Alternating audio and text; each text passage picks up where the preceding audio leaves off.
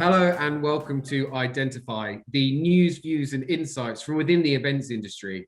I'm delighted to be joined by Louis today when we talk about really the impact of broadcast video content production really on an industry, Louis, that I guess we had to adapt so quickly or morph really, that I've seen so much adoption of digital and the use of content and how we're filming and creating this stuff change through the amount that's been consumed in this period differently. And so help me understand how do you feel, say, that communications channels have adapted over the last 18 months?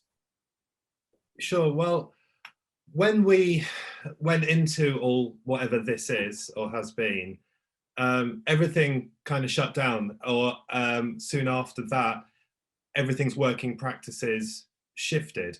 And the first thing that we as a production sector in terms of film and TV had to work out was, how do we make the content that we have been making with the new restrictions that are imposed on our everyday lives? And beyond that, how do those changes in our working practices come out on screen and speak to the people who are consuming that content, who have had their own lives shifted? And what do they want as well? You know, do we want to, having gone into maybe 2019 quite happy to tell critical or cynical or kind of sneering stories here and there, do we still want, when we're all going through something that's quite hard, to be receiving that type of content on a sort of daily basis? Or all of a sudden, do we want to be seeing things that are more joyful or more optimistic or positive, or looking to a kind of brighter time ahead? So I think there were sort of two big impacts that hit us straight away, which was making things differently and the cost implications that affected with us, but also what we were pitching and what we were trying to put out there to a marketplace, you know, which suddenly had its tastes and wants shifted. Yeah, interesting as well. So one of the things that we've noticed is the detail that's gone into the thought and the curation of this content is around authenticity in this period. And you touch on it quite nicely, actually, about wanting to shift the message behind the story. But we're also seeing it from an authentic geographical spread, and we're seeing it from some of the major broadcasters as well as some of the brands that we're working with. And is that a good thing for you? Are you seeing? Yeah, I mean, so I run a production company based in Yorkshire, and historically, our routes to market were perhaps more challenging in some ways, not all, but in some ways, than production companies based in the heart of the action in Soho or in West London or wherever it might be. What we've been through and what we're going through localized everything. All of a sudden, on an everyday basis for every person, our doorstep and our neighbours and our local communities became more sharply in focus.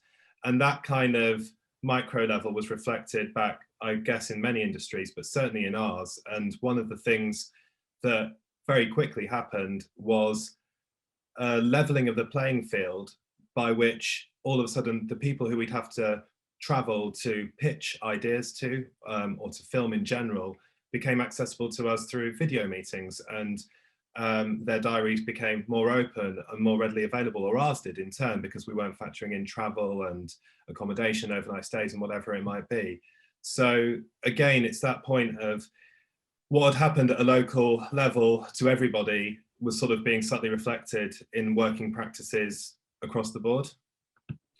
Yeah, and we've absolutely noticed that. And I think specifically to your sector and what we're doing when we're having to produce, video content, as well as perhaps just the network in general. And I think the one thing that we can take, or one of the greatest things we can take away from the pandemic, is reducing a lot, or removing a lot of the geographical barriers that were in place.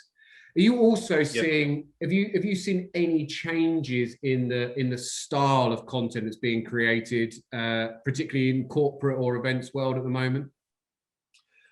I think, firstly, it's probably easier for me to speak in terms of a broadcast world, because that's where the majority of my work has been. I'm mostly a documentary producer and director.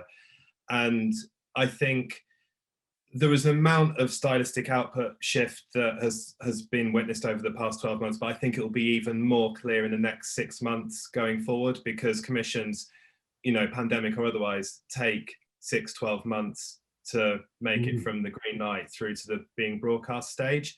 And over the last 12 months, commissioners at TV stations have been looking for more optimistic storytelling than ever before.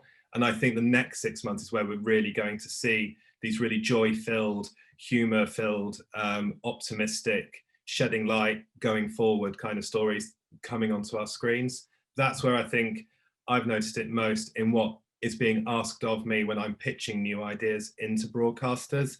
But broadcasters broadly, with the exception of the BBC, are sustained by advertising. And so whatever's going out from their original commissions kind of works best if the advertising and corporate and commercial content around it is complementary. So I think all those tonal things I've referenced with regards to broadcast are probably true of corporate and commercial filmmaking as well. And I would agree, and I think it's the ambition and the theme and the content that are going to be around these events, which will then influence what's going on. Louis, thank you so much for your time. It's been fascinating to listen. And if you've got a comment around your thoughts around this kind of optimistic light that might be coming out of some of this documentary style broadcasting, please leave a comment below. It'd be fascinating to get involved. Once again, Louis, thank you so much for your time. And I look forward to seeing everyone soon. Thanks, Michael.